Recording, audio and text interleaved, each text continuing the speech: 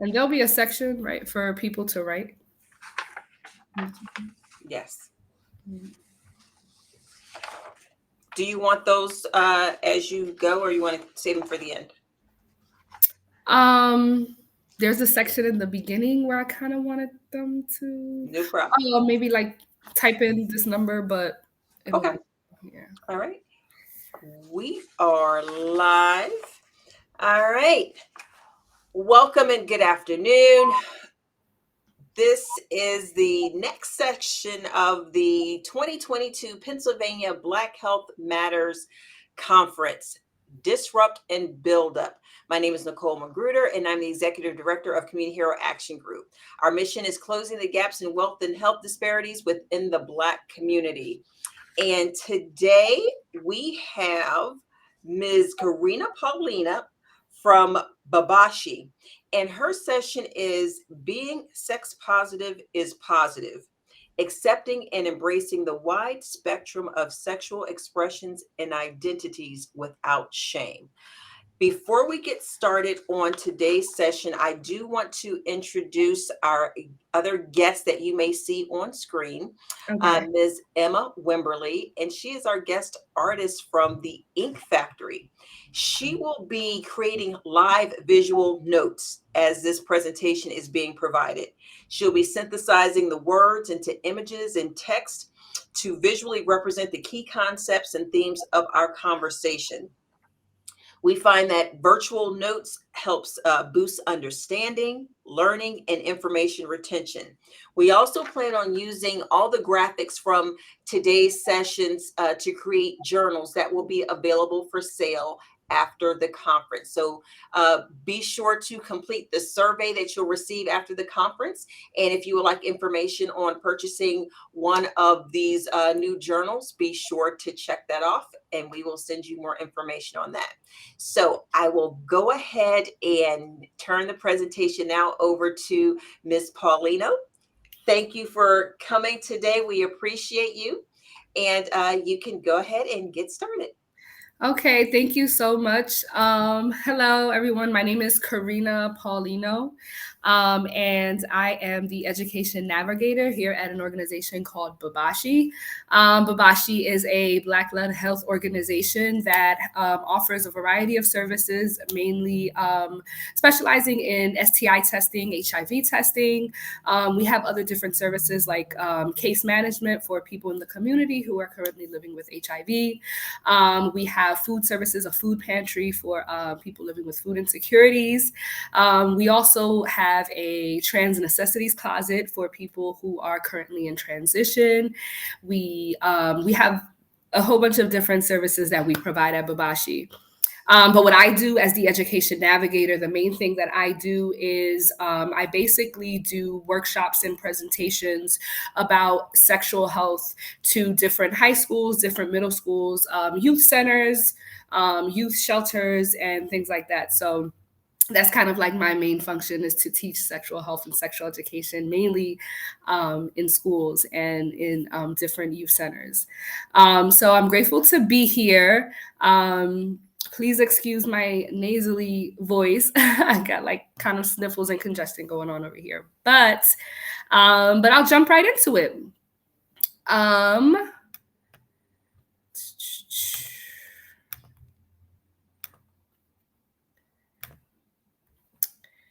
So, as I mentioned before, we are doing our presentation today on sex positivity. And basically, just to kind of like start it off, when we're talking about sex positivity and the same thing that I kind of, when I go around and I speak about sexual health, sex positivity is basically consists of so much, right? And when we think of sex positivity in its main form is basically having the positive attitude surrounding sex, and just being comfortable with sex interactions, sex conversations, right?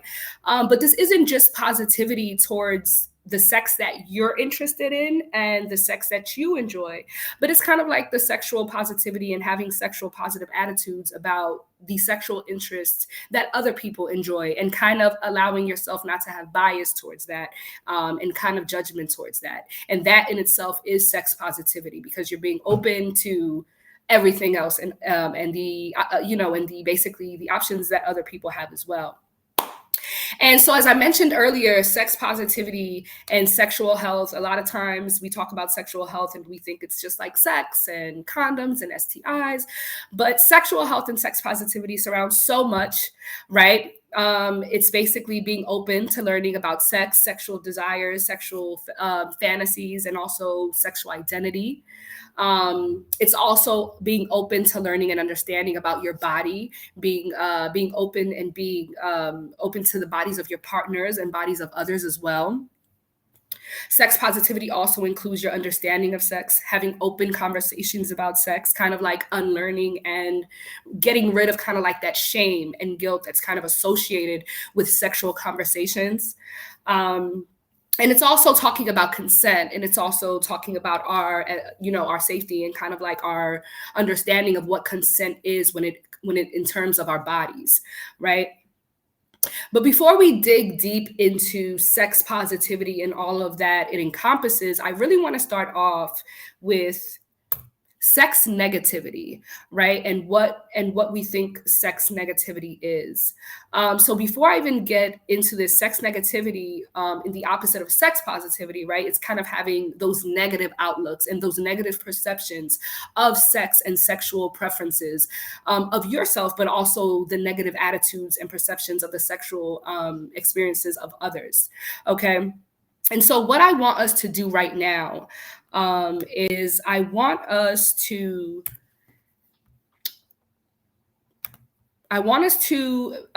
pick a number between 1 through 4.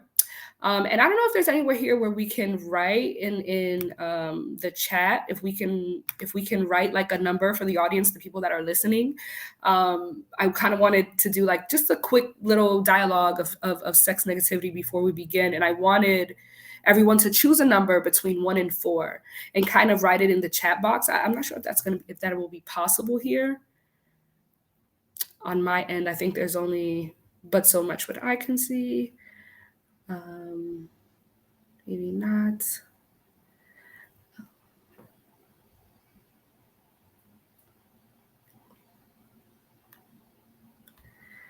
So yeah, let me see.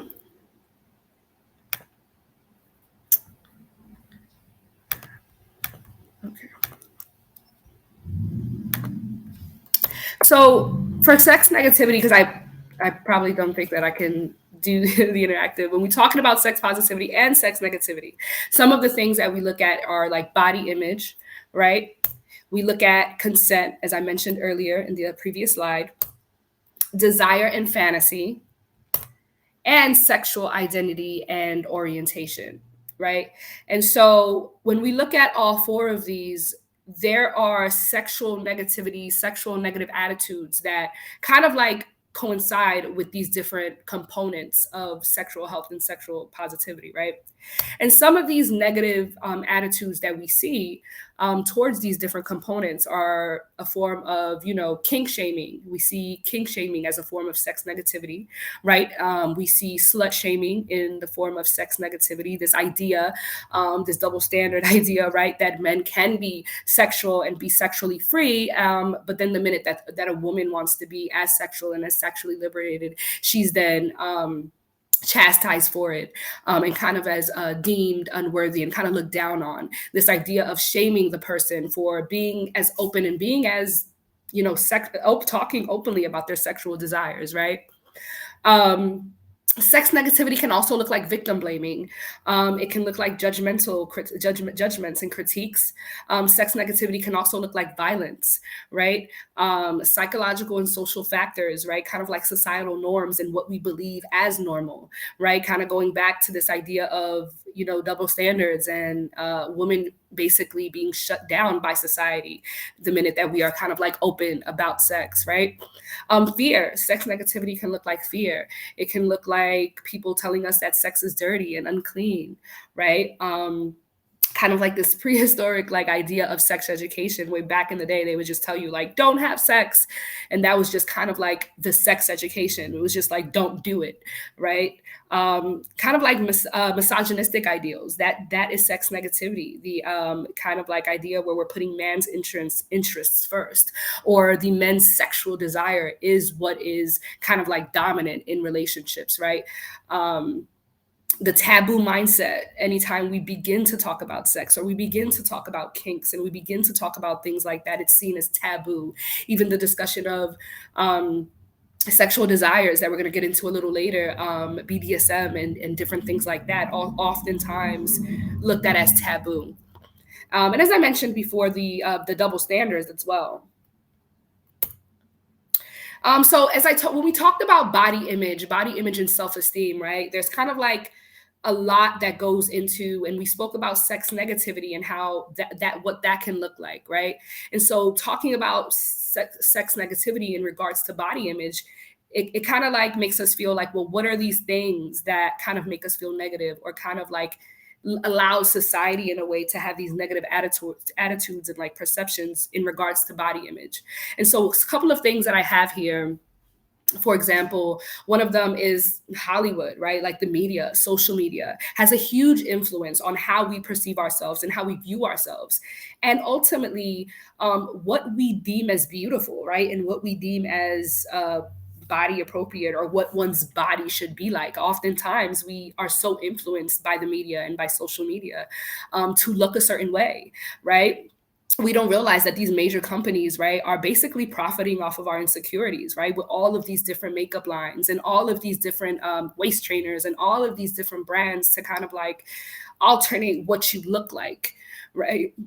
Even on social media, even on like you go on social media on Instagram and it has all these different filters where you kind of like you kind of don't even know, like, is this what I even look like? You begin so used to using filters that you're like, well, what is it that I look like? So all of these things play a role in kind of like the sex negativity and how we feel about our bodies, right? Because we're constantly comparing ourselves, and we're going and we're seeing what people, are deemed as beautiful on TV and on social media, and we kind of like compare ourselves to that, right? uh, this idea of European standards of beauty and those things being beautiful, that the long straight hair or kind of like the physical features have to be these European features that have for centuries always been glamorized and always been kind of like at the center, kind of like at the the climax of what beauty is supposed to be, right? All of those things play a role in the sex negativity of our body image and our self-esteem. Fat phobia, that is a thing. A lot of people think that that's like not a real thing, but it is, right? People are fat phobic. And I mean, the experiences that some people even have, um, going into spaces and going into rooms where sometimes people won't even look at you, like because of your weight, right? Like these things happen. These are people's real experiences. And so these are kind of like sexual negative attitude towards when we're talking about body image, right? And also family and relationships. We see that family and relationships play a huge role in how we feel about ourselves. Sometimes it's really our own family that kind of like gives us this idea of what we are and kind of deems us as ugly or deems us as unworthy because of our weight, unfortunately, right? And also this idea of people being prettier and having more privilege. Pretty privilege is a thing. And so these are some of the sex negative attitudes that I mean when I say sex negative things towards body image, right? And also, um, when people talk about body image, we speak about like the physical or like our face, but our vaginas too, right? Like our vaginas are a part of our body, and we often get shamed for the way that our vaginas look, right? Because even when we hear like people talk and we hear like people say jokes, it's like they always have something to say about like what a woman's labia looks like, and it's always these jokes and stuff. And we hear this so many times, but deep down that does something to us.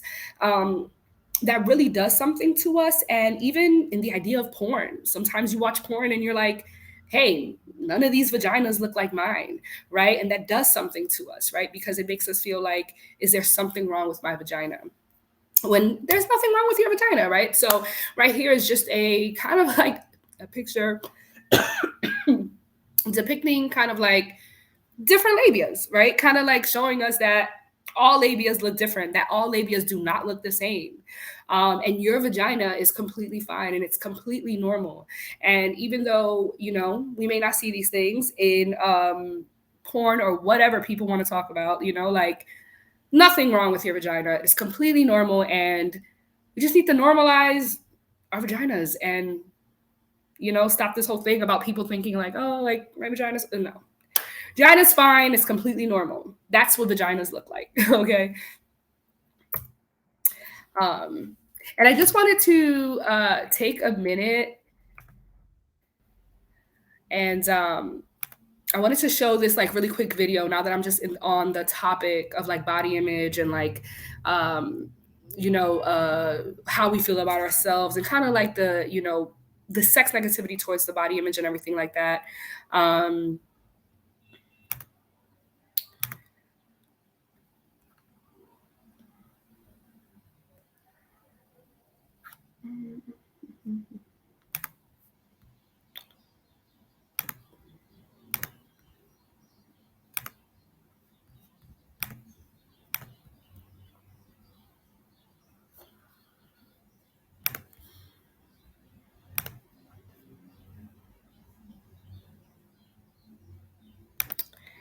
yeah, I'm fine. I'm just trying to, I'm trying to, oh, here we go. Okay. So my screen is shared. I wanted to show this. This is a kind of like, it's a selfie, and I want you to pay attention to.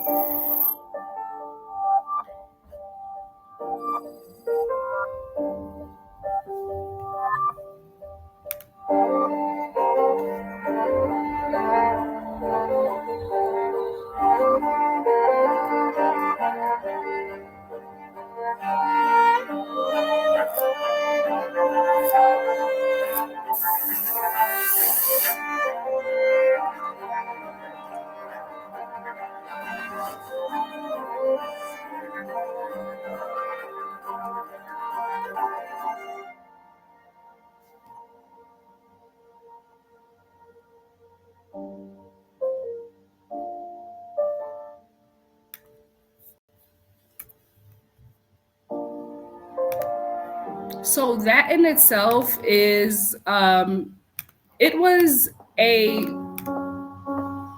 video that I always thought people were so cute when they have the little cheeks and they're like rosy, but mine are pretty plain. If I was gonna change one feature about my face, I would hold on a second. Say that I would want fuller lips. I'm definitely a person that looks tired when I'm tired, and when people say that, I immediately am like, oh man. Hold on, there's something playing on my, okay, sorry. Sorry, there was something playing.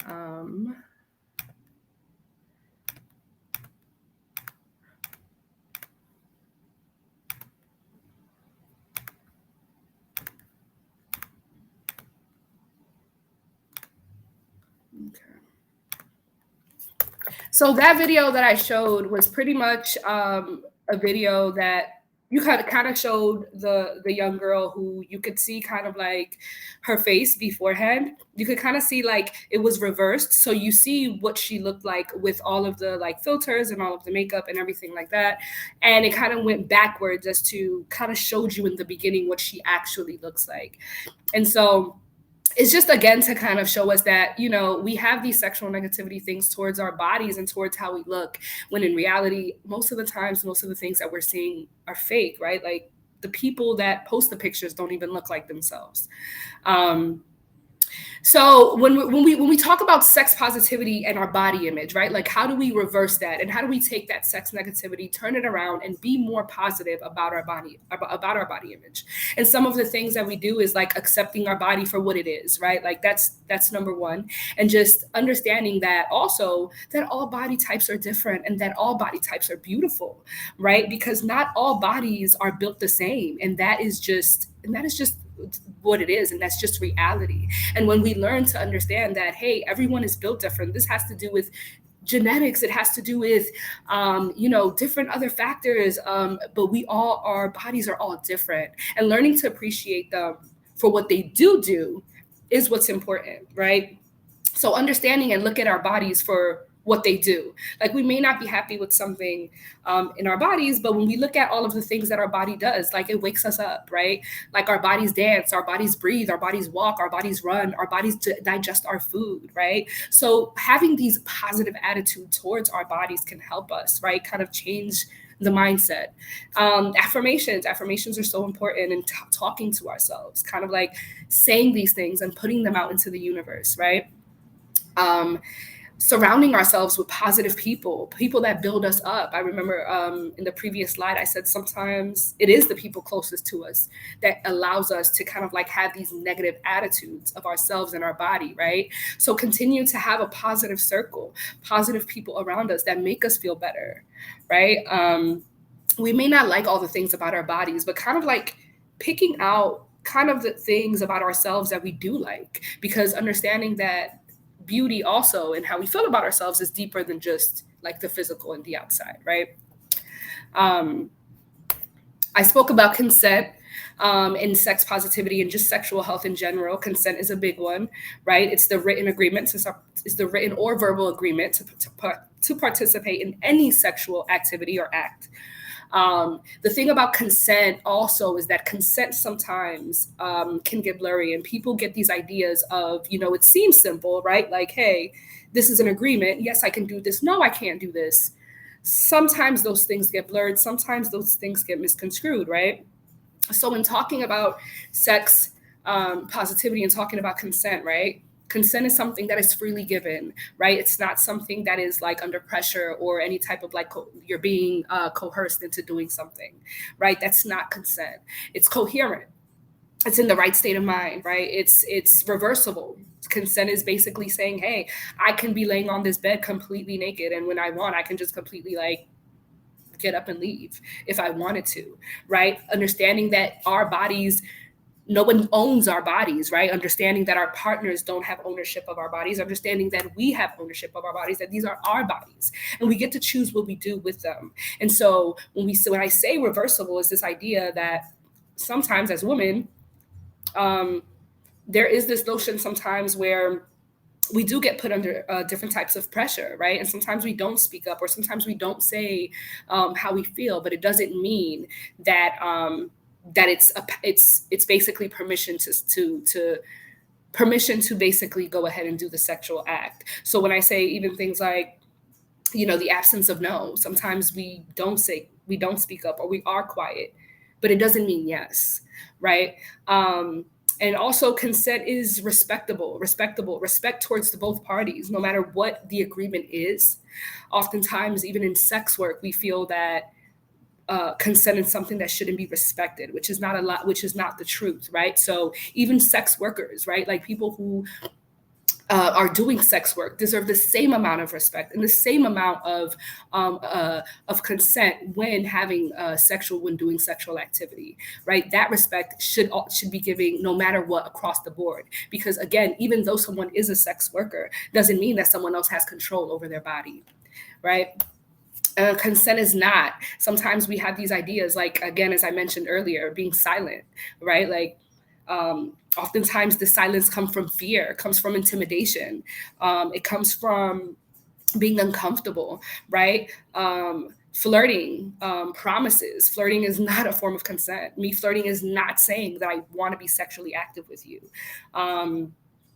What I have on, right? I mean, so many times, we experience these things so much where it's kind of like, oh, you might have cleavage showing, or you might have something short on, and it's automatically thought, and so many of us have experienced this where it's like, oh, I'm going to rub up on you, like at an event or a party or whatever, simply because of the way that I look. That is an abuse of your boundaries of consent, especially if you don't give someone the permission to brush up against you or touch you, right?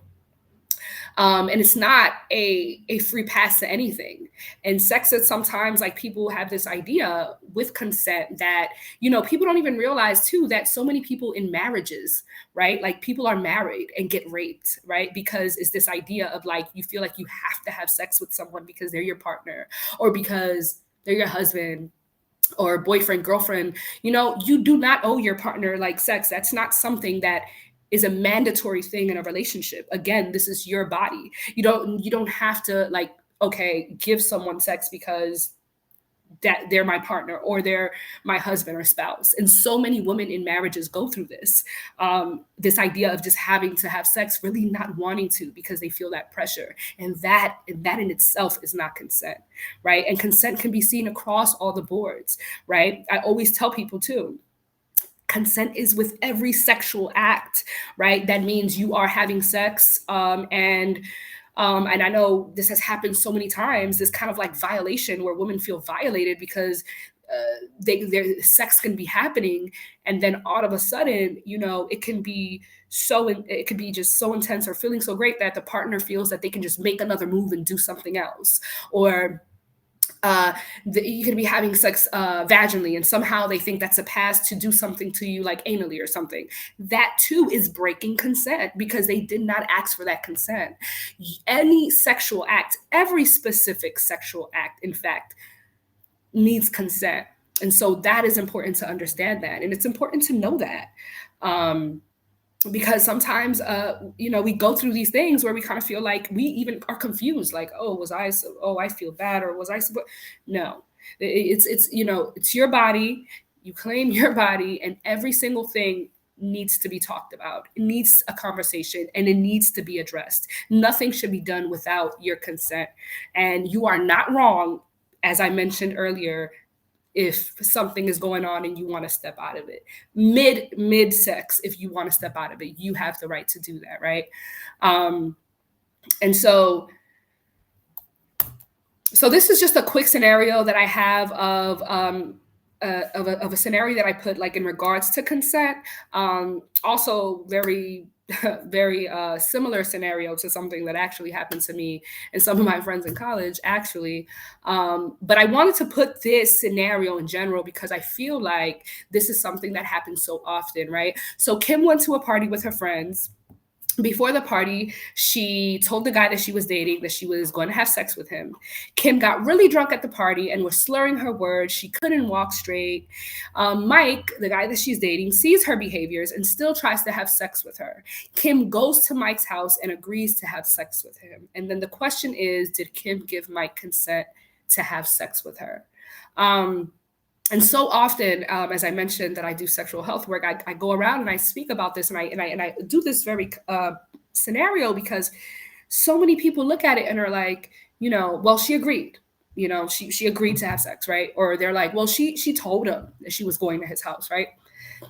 And you look at that and you're like, oh well, okay, she did agree. Okay, well, she did say she was going to have sex with him. But here's the thing. Remember in the previous slide, I said consent is not a promise. Consent is coherent, okay? The promise that she made to Mike was her in her coherent state of mind. It was when she knew what she wanted. She was not drinking, and so she was able to make a decision then. But see, things change the minute that alcohol is involved, right? And so the minute that alcohol is involved, all of that goes out of the window because you're no longer coherent, right? You're no longer able to really rationalize and make decisions. So did Kim give my consent? No. Kim did not give my consent. One, because she was under the influence and she was clearly drunk, right? So she cannot she cannot properly give consent. And also, promises are not consent. So it does not matter what she said to Mike beforehand, right? And so things like this we have to be mindful of and we have to be careful of because these things are important, right? Like these are important things that happen. And these things happen, scenarios happen so much in our day-to-day lives. And we get so conflicted and confused about, well, was that okay or was that not okay? And sometimes we just need to understand, like when alcohol being involved, it can really turn it into a negative thing. And so that's just a scenario that I like to show because I think it's really, really important. Um, so how do we become more sex positive in regards to consent, right? Like, and say no, right? And as simple as that may seem, sometimes it's not that simple. And we know that sometimes that can be very hard.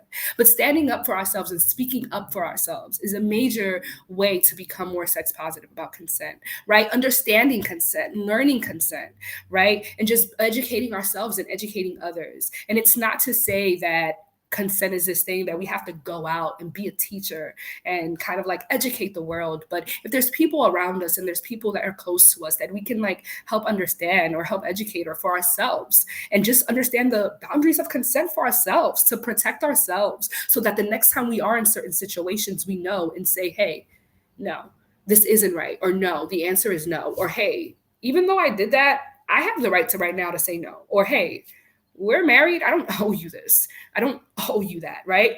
Your body, your choice. Don't owe anyone anything.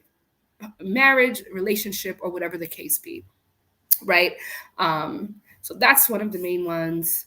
Um, Now we're talking about sexual desire, right? That was kind of like the third one that I put up. We're talking about sexual desire. Um, and some of the we talked a little bit about sexual negativity when we talked about slut shaming, right? We talked about kink shaming and all these different things when we're talking about sexual desire, especially when we're talking about sexual desire in women, right? So sexual desire is the sexual attraction to certain sexual activities and interests. It's often influenced by your libido, which the libido can also be kind of like the sex drive or kind of like sex drive. It can be like whether it's influenced by hormone levels and influenced by society or just different things, mental as well. It can be affected, but your sexual desire are usually things that you're interested in, things you want to do or things you're interested in doing, things you actively want to act on, right? Sometimes these sexual desires also are influenced by orientation, identity, expression, and things like that. um, Remember, as I said earlier, this can also your sexual desires also can be mixed in with your kinks, right? Like fetishes and things like that. They can be categorized as a person, place, or thing. Um, Mismatched desires in relationships, we see those things really happening sometimes in issues with relationships. There's always a mixed match of desires or things that the partners might desire differently. We see shame and guilt, something heavily that is associated with sexual desire because it's something that's not often talked about, especially for women, right? And there's usually this kind of like shame for women to even talk about their sexual desires. Because that's kind of like a societal thing and what kind of like society has placed on us. It's kind of like to have this shame and guilt, right?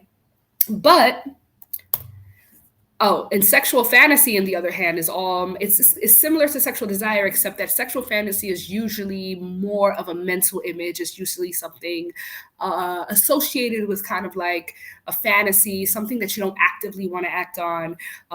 As I mentioned, like a mental image, more associated with masturbation or porn. But it's okay to have fantasies and not want to act on them.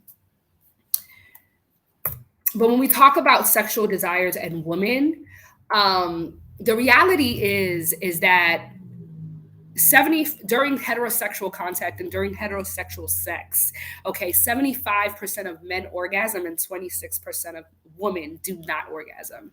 And that is a fact, right? So these are studies that have been shown of men not being as knowledgeable on the woman's anatomy as well, right? And here on this little graph that I have on the side, it says that 18.4% of women orgasm from vaginal sex alone. So only 18.4 of women are having orgasms vaginally. Most of the times it's usually, with the help of like toys or like stimulation, clitoral stimulation. But the reality is that in heterosexual sex and heterosexual relationships, most women aren't orgasming as much as men, right? And so this is where we also hear this notion of faking orgasms, right? but we are putting that to rest, right? RIP to the faking of the orgasm, because women also have desires. Women also want to orgasm. Women also want to have the same sexual kind of like liberation that men do. And I also, it's also seen that even in studies have shown where kind of like society and kind of like everyone tells us that men are more sexually dominant, that men want sex more, that men enjoy sex more. It's kind of like something that has been built and kind of like punched into our heads for so long, right?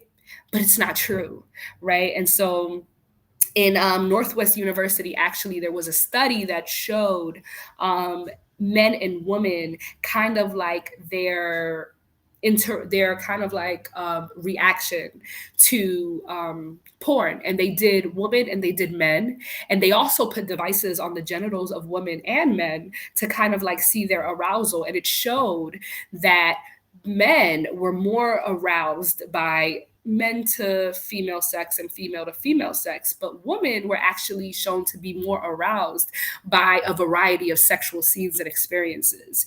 And so studies do show that women are actually more open-minded than men when it comes to sex, and women are actually more experimental when it comes to sex than men. And so sometimes men aren't these like sexual like gods that they think they are, right? And it's not to bash the men, right? But it's just to say that these are like actual facts and these are actual statistics.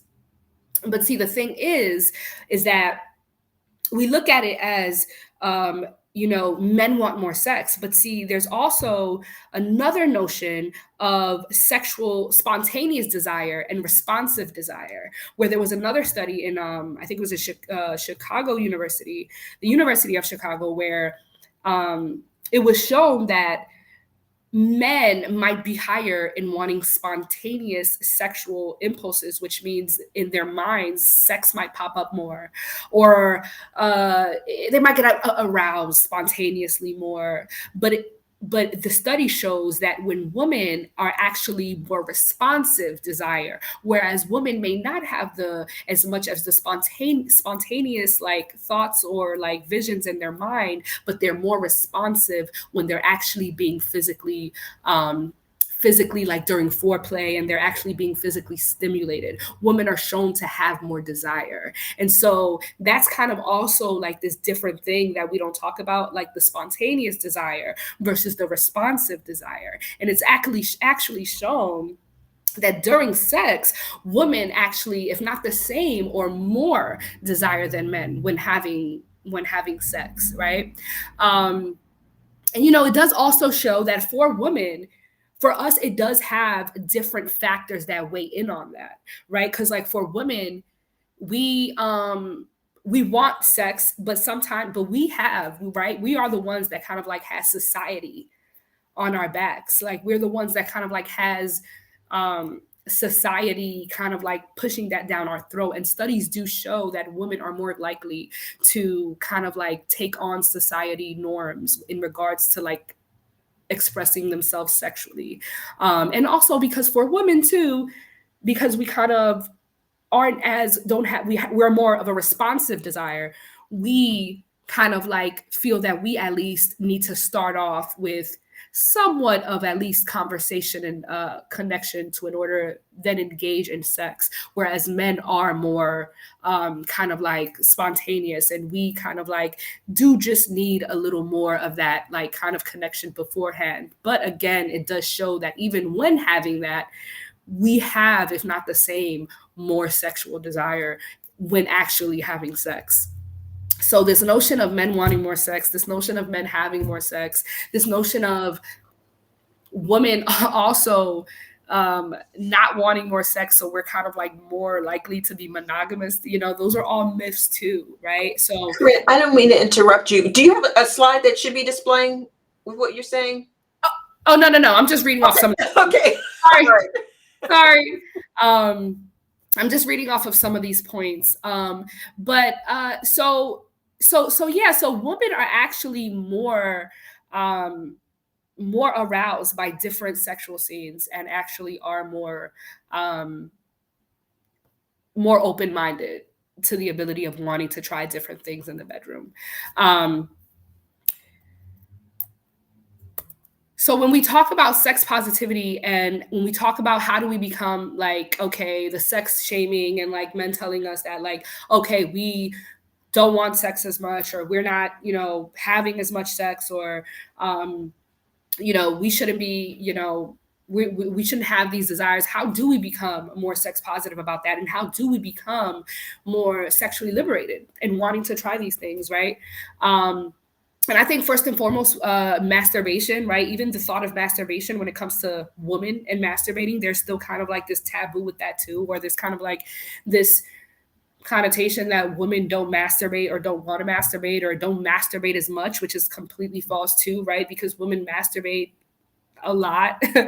And also in the idea of orgasms, right? Like we have over 8,000 nerves in our clitorises, right? And that's the reason why we're able to have orgasms back to back to back to back, right? And we do kind of have to see in heterosexual relationships where a man can have one orgasm, but then that'll kind of be it, right? Like that, like it's usually like kind of like one, but then it's like not as much. But with women, we see that women can continuously have more orgasms, and it's simply because we do have more nerves working in our clitoris. But masturbation is important in order to keep those nerves flowing and in order to keep that blood flowing and in order to keep our vaginas lubricated and our vaginas healthy.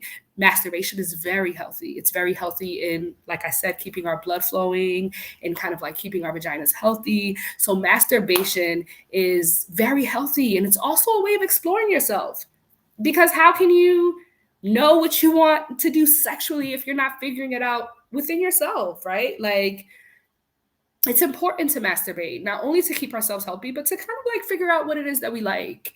And we have to be comfortable with ourselves first when we talk about this idea of body image and being comfortable with body image. Masturbation helps with that. Masturbation helps with the comforting of your own body, the comforting of understanding your own body and learning to love your own body. Um, Sexuality and desires, right? Like we have different desires and it's okay to explore them. Sometimes we see things, or even in porns, like if we're watching things that might arouse us or we see things that might arouse us, sometimes we like stray away from it because we're like, oh, well, let me not get too deep into that, right? Or I may not want to do this, or that may be too much. But we limit ourselves. We limit ourselves when in reality, in society, men don't have to limit ourselves. So why should themselves? So why should we, right? Like we should be able to like be open to different things and different things that we want to experience, right? Conversations, having conversations, reading books, reading eroticas, reading articles, listening to podcasts, right? Like on sex and sex positivity. Sometimes there's so much that we can learn. There's so much information out there that we don't know. But if we open ourselves to listening to it and to listen to different things and reading different things, we can learn so much about the sexual world that we may not know, right? There's a lot of trauma sometimes associated with sex. And sometimes we don't think about therapy and counseling and how important that is sometimes for our own um, sexual liberation, right? Um, and just being safe and healthy, healthy sex, always important. Again, our bodies, owning our bodies, and understanding that having sex is completely fine. It's completely enjoyable and it's completely normal. Um, as I mentioned, just kind of like introducing new things and having conversations. As I mentioned earlier, right? Orgasms, we're not faking them no more. Like RIP to the fake orgasms, right? Like, no, we're having conversations, we're taking ownership, we're speaking up, we're standing up for what is it that we want, because we deserve orgasm too. We deserve to have those sensations too. And we should not be holding back, and we should not be holding them back to make men's egos okay. Or our partners, our female partners either. We're not doing it for their egos, right? Like, no. So no more faking orgasms. Also with our bodies, allowing ourselves to just kind of be free with hair. Hairy vaginas are happy vaginas. And overall, with sex positivity and our sexual liberation, reversing those roles and understanding that we're not going to live in kind of those societal roles no more. And unlearning is so important.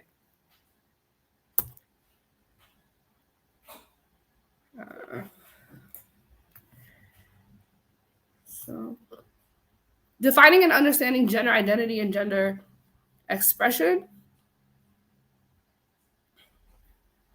Um, so we talked about also gender identity and gender expression when it comes to being sex positive, gender normative, cisgender. It's just kind of like understanding our sexuality, because sex positivity has a lot to do with how we identify as well. Sex positivity is being able to be open to that, identifying ourselves how we choose. Um, when we talk about cisgender, we're pretty much talking about people whose sex assignment at birth corresponds with their expression. So, being assigned at birth as female and you identifying as female and expressing as female is kind of like cis, is what we consider cisgender. Gender identity is usually one sense of self, whether one identifies as male or female and how they want to identify as male or female, or both or neither, and also how we express. So gender expression would then be kind of like the masculine feminine component to it. So if it's like I can identify as a woman if I want to, I can identify as as a female, right? But then if I express myself, I might want to express myself. I want to identify as a woman, but I might express myself more masculine. I want to identify as a male, or as I want to identify as a male, but I want to express myself as more feminine, right? So these are the differences when we talk about gender identity and expression. And when we talk about orientation, we talk about a person's emotional or physical attraction to others, and that's when we get into homosexual or heterosexual, or this kind of different notion of it. Sexual identity would then be the way that individual defines oneself in general, but that identity can also be mixed match. Their sexual orientation, for example, there's people who have a sexual orientation, but it doesn't match their sexual identity. So, for example, Chloe has a long-term relationship with her boyfriend and occasionally engages intimacy with other women. They can presume that she's bisexual. However, she still identifies as heterosexual, right? So how does one become sex positive when talking about our orientation? It's kind of understanding who we are and walking in our truth, educating ourselves about sexuality and sexual orientation. Sometimes it's a process. Also, not putting an age to it. Sometimes we think that, oh well, we're a certain age, like, we can't identify as this anymore because we have to, like, it's never no age limit to that, right? Because you're always gonna be you and who you are, right? And sex positive in your sexual orientation and identity is just allowing yourself to exist, allowing yourself to be yourself. And for us women, sometimes, it is unfortunate because sometimes our own sexual identity is sometimes fetishized, right? Like, we often see this notion of, like, people saying that, oh, people, you're lesbian, but it's kind of often always looked as sexual, instead of like, hey, this is just the person that I love and want to be with, right? um, and but kind of like owning it and owning who you are and owning what it is that you like and what it is that you love, because it's completely okay. Just understanding that your sexuality is not a dangerous act, and that experimenting is okay, because we all are go through a process of just trying to figure ourselves out, and that is sex positivity, is just figuring oneself out. Sex and mindfulness, the practice of being present, right? Mindfulness has been seen in so long, right? Mindfulness has been seen throughout history and through centuries as a form of mental health treatment, right? This notion has been practiced in Buddhist cultures and in other cultures of kind of like putting attention to the present moment.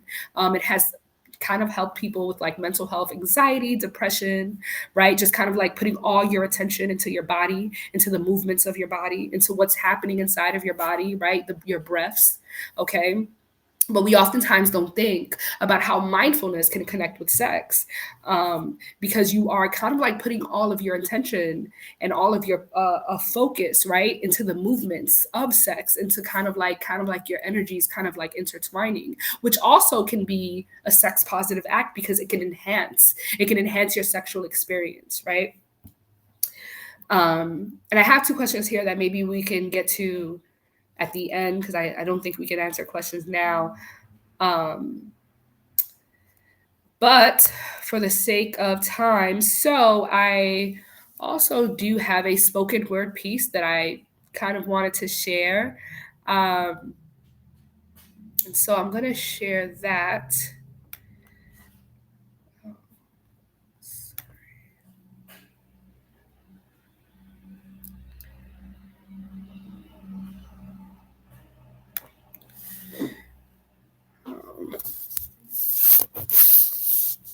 Okay. So I'm going to just do a quick poem. I'm going to do a quick poem. I'm sorry, give me 1 second.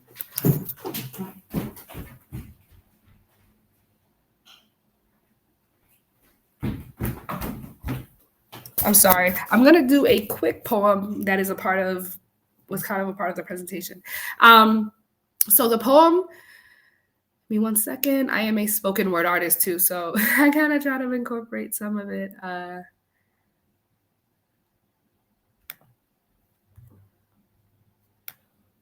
Okay. Okay. You call me a freak because when it comes to my sexuality, I'm not weak. Because I'm not afraid to speak on the desires that I have when I'm underneath the sheets. But what is a freak? And what does it mean? Because Webster's dictionary says that it's somewhere in between, something abnormal and extreme, something unnatural, something obscene. Is that how I seem? But why aren't men ever seen as freaks? Because maybe it's just their right to, and maybe we're just not meant to. But I think we have to change our mental in the way that we view things that are sexual. Because see, I like to have fun. But if I say it too loud, then I'm a slut. But I guess I'd rather be one than contain these feelings that are inside of me. Because I bet you didn't know that orgasms can be therapy, that orgasms are energy. Did you know that sex be healing spiritually? But that's what Marvin said. And we wonder why the world wants to keep tabs on our bed. Why don't I deserve some head? Why don't I deserve some fun? Why women only good to make babies and make men come? See, I too am a descendant of Ocean that exerts femininity and love, no matter the sexual acts that I have done. So maybe I am a freak because I allow my body, because with my body, I do what I please, and so be. Because there is nothing unnatural about the natural things that are happening to me. So I guess freaks are the ones that are living how God intended them to be, sexually liberated and free. So I wanted to end with that poem. I don't have the rest of the slides up right now, but the only other slide in it was just for questions. I don't know. I see some stuff on the side here. Yes, and it seems like you actually answered them through your your presentation. So Oh, I did. except there was one. Yeah. How does someone explore, figure out their desires if their partner is not willing or shames? I guess probably shames them. Yeah. Yeah. So I think that that is kind of like a big issue in relationships. Um, this kind of like mismatched desires that I spoke about earlier, where you see like both partners having like different kind of desires. And I think the main thing is, trying to talk about it. And if having those conversations are not working, or like having those conversations, your partner is not opening to listening, or also not even opening to, maybe like allow someone else to like mediate, maybe like therapy or something. But if they're not open to that either, um you know I think I think that it's important to kind of like just put your like kind of standards down and kind of like allow them to understand where you want them to meet you. Not to tell anyone to like end their relationships, but I think that um sometimes it is important to kind of like tell our partners and kind of like, because a lot of times we look at sex and we think that, oh, sex is not a big part of a relationship. It's there, but it's not like the main thing. And I agree, it's not the main thing, but it's really important. Like it's actually really important. Um and at the end of the day, you want at least someone who wants to listen to you, like, and someone who's shaming you at like at everything that you want to do, like, doesn't seem like it's really positive. So I think like conversations are important. I think like just kind of like expressing ourselves and kind of like trying to get them to maybe understand, or like help them learn and understand these things. This was such a powerful, I keep saying that with every presentation, and everybody's just been phenomenal today. I have a question for you, and just like the workshops that you do at Bashi, or I don't know, like do you do other workshops? Like, is this considered like a base, and then there's other Yeah, levels? yeah. So most of my presentations with Babashi are usually like I do workshops on like healthy relationships, like consent, like the one scenario that I brought up. Usually, like I have like tons of scenarios and we like talk about them. I do things on red flags, like red flags in relationships, just the common like STI, HIV, um, you know, how to, just basic like safe sex and how to be safe, body image and self-esteem. We do workshops on body image and self-esteem as well. Mhm. And so those are the main things that I kind of like go out and talk to like in some of the schools about. Okay. All right. That's good to know. All right. Yeah. Um, thank But you. thank you I think so there's much. I think there's going to be some, folks that are reaching out. I think this was enlightening even for, young and old, because, the older generation, you typically, you don't talk about these Mhm. things. So, it's so, like I said, it's extremely enlightening for folks that are up in years and mature and expected to have it all together and understand everything. And Mhm. yeah, so this was fantastic. For Thank those, you so much. And I'm so sorry that I was kind of like nasally if I had some issues you with were the you were fine, since we don't know the difference. So it sounded all good. It was Thank you great. so much. Um, Thank you so much for having me. Thank you so much. we appreciate you. We're going to, this has been recorded, so we will have this available for folks to watch on demand. And then we will also be placing this on our YouTube channel. Because you segmented it so beautifully, I think this will probably be kind of chunked up into pieces, Oh, thank so that you. folks can, really like tune into what they want to watch, or they can watch, several of them. But I think this is excellent, and conversation that needs to be had, especially in the Black community, where women are often, under the thumb for so many different, areas. And this is one that definitely we need to uplift and make sure that folks are in that safe space and feel comfortable talking about it. And I'm so glad that your organization exists, so that that Thank space you. is there for women to come and, have that space. So Absolutely. Absolutely. thank you so much. For those of you out there that are watching, be sure to go to our speaker profile if you would like to know more about Ms. Karina Paulino and also her organization. That information will be up, of course, until the end of the week. And we invite you to jump back on for our next session, which is you need to sleep well to be well. It's a session around sleep hygiene, because we Mm, don't talk about that, and that is real. that is necessary. Seriously.